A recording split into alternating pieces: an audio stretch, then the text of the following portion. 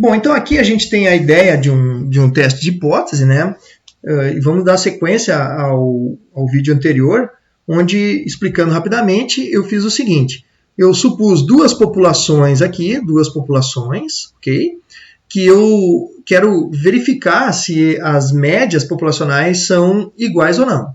De uma maneira bem genérica, duas populações eu posso comparar usando as médias dessas duas populações. Como a minha abordagem é do teste de hipótese, eu vou fazer o seguinte, eu vou primeiro, na primeira etapa, supor uma hipótese inicial, que é chamada de hipótese nula. Eu vou supor que a média de uma população é igual à média da outra população. É uma suposição, eu acredito nela por enquanto, a priori. E caso ela venha a ser rejeitada, eu preciso definir uma hipótese alternativa para colocar no lugar. Eu tenho três opções. Eu posso dizer que as duas populações têm médias diferentes, ou que uma população tem média maior que a outra, ou menor que a outra. Tá? No segundo momento, eu vou definir um nível de significância, né, que é a probabilidade que eu vou estabelecer como para a ocorrência de algo inesperado, ou seja, bem diferente do que eu estou imaginando. O que eu estou imaginando? Que as populações são iguais, então, nas amostras, eu imagino que as amostras sejam parecidas. Quanto mais diferente forem as amostras, menos provável de acontecer elas serão, né? Na terceira etapa, eu calculo o p-valor, que é, de fato, eu vou retirar uma amostra das populações e vou ver a diferença delas, né? E vou calcular a probabilidade dessa diferença ter ocorrido, sendo que eu estava acreditando que as populações têm médias iguais. E depois eu vou tomar uma decisão, comparando o P com alfa. Se o P for menor que alfa, eu rejeito H0 e aceito H1. E se o P for maior que alfa, eu não rejeito H0. Então eu separei aqui um exemplo, aqui embaixo. São apresentados dados de um estudo biomédico do peso dos rins em uma série de autópsias realizadas no departamento de patologia de um hospital na África. A diferença das médias amostrais pode ser razoavelmente explicada como sendo devido ao acaso, né? Vamos tentar simplificar esse contexto todo. Nós temos aqui, em alguma região da África, lá num hospital, se quer saber se os rins esquerdo e direito demonstram alguma diferença de peso, né? Então, o que eu estou estudando de fato é toda a população das pessoas desse hospital, né? Então, eu tenho aqui a primeira população, né?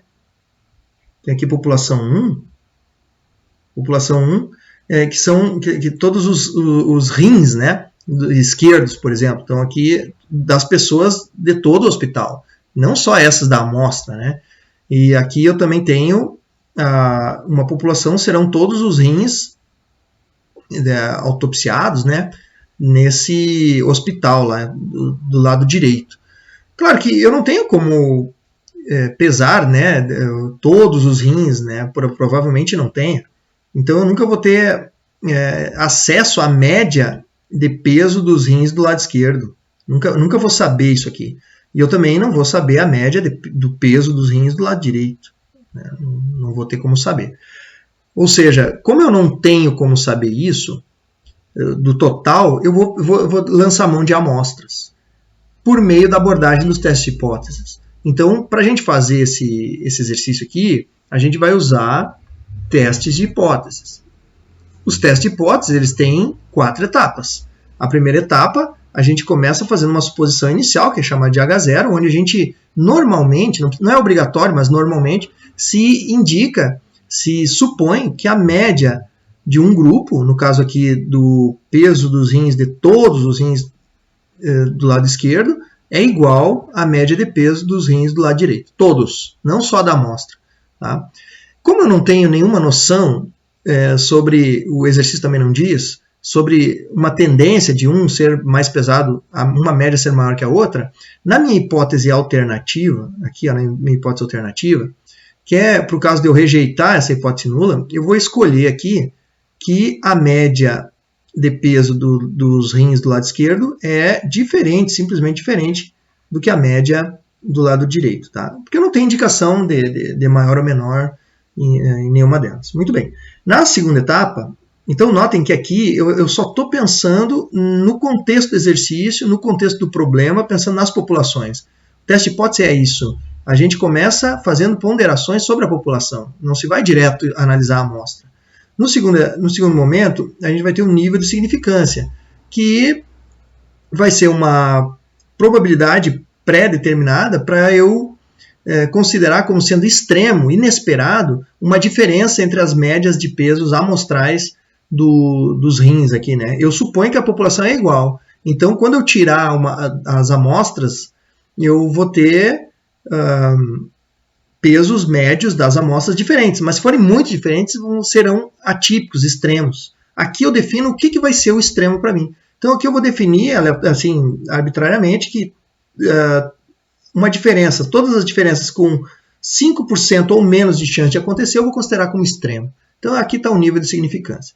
Na terceira etapa, aí a gente vai para... Agora que a gente já pensou na população, agora a gente vai para a amostra. Então, na terceira etapa, a gente vai calcular o p-valor. Né? A gente vai calcular o p.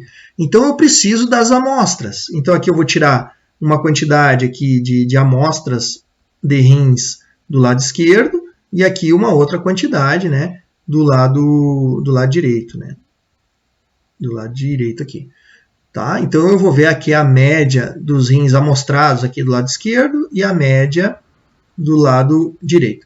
Aqui a gente entra, aqui de fato a gente vai para o computador, né? A gente vai fazer a conta. Aqui eu vou usar computador porque é a estatística aplicada, a minha proposta aqui.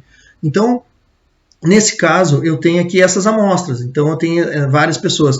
O que eu fiz? Eu peguei e digitei esses dados num software estatístico, que pode ser o que tu preferir. Eu peguei aqui o BStat, que é um software nacional, né? Feito pelo Instituto Mamirauá e disponível para a gente lá no site do Instituto. Então, eu digitei aqui, agora a ideia é calcular o p-valor, que é a probabilidade da diferença de peso das médias amostrais aqui, considerando que provieram de populações com a mesma média. Então, vamos lá. Aqui a gente vai em estatísticas, né, duas amostras. Só que aqui eu tenho duas opções, né, duas amostras independentes ou relacionadas.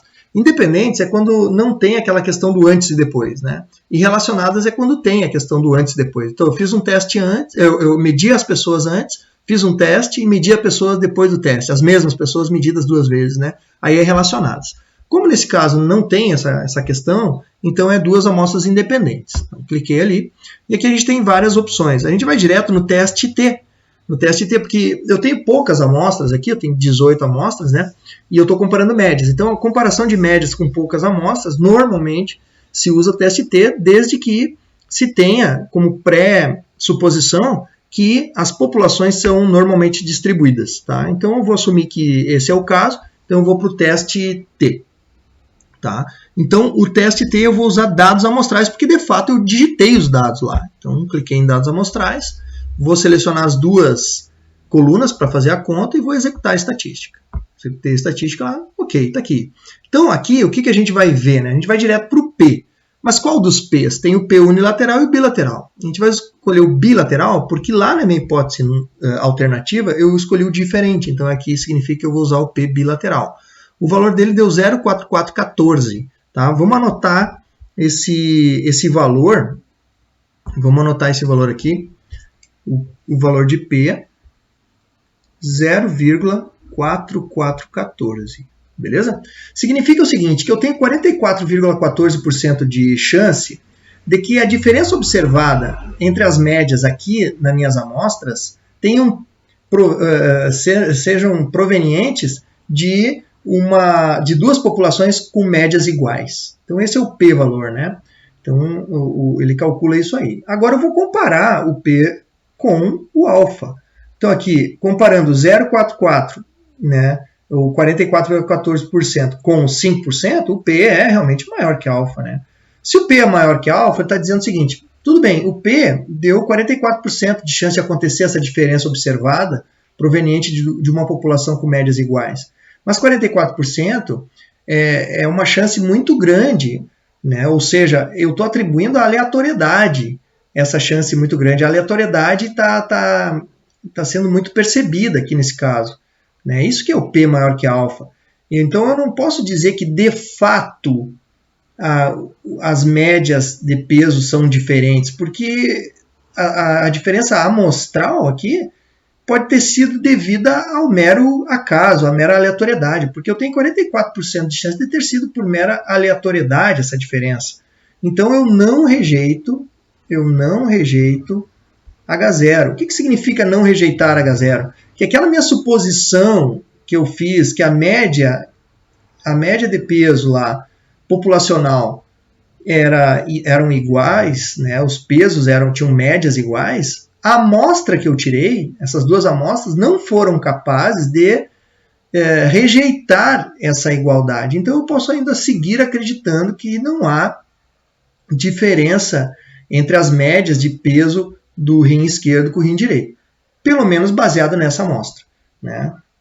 Com mais testes, com mais amostras, eu posso vir a pensar diferente, mas por enquanto eu não posso atribuir uma diferença real, né? Essa diferença que eu observei tem muita chance de ter sido por mero acaso, de sortear as pessoas de dentro das populações e observar essas médias aí. Ok? Espero ter ajudado vocês com essa ideia básica do teste para duas médias e nos vemos num próximo vídeo. Até mais!